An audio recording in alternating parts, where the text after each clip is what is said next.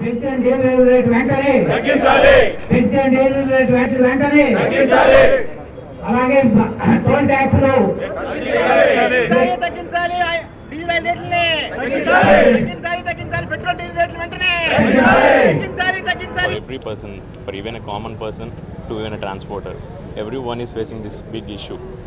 Even government is not even reacting for whatever we are doing and whatever we are saying. At least government should think about a person or transporter or business people. We are the business people. We are doing for loss from last 1 month. For every day you are increasing the petrol and diesel rates. What are you thinking about common persons? And you are not thinking about the business thing and common people. In this way, if you are going, then how can we do the businesses? So we can't do it. And other thing is the e-way bill. You are not even intimating anything and you are changing yourself and you are paying penalty on it.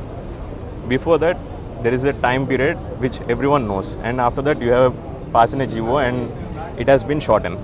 You should at least inform to the transporters or the business people, so we can know and we'll arrange something alternative. Without informing, you're just paying tax again, giving fine to us.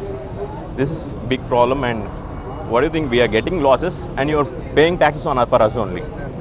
Only the victim is transporters. We are the transporters facing very big problem nowadays. No one cares about us, not even the companies, not even government. We are facing the biggest problems.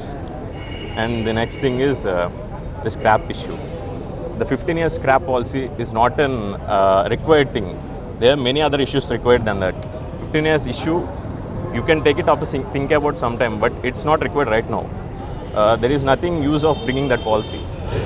So first, please think about the diesel and petrol rates.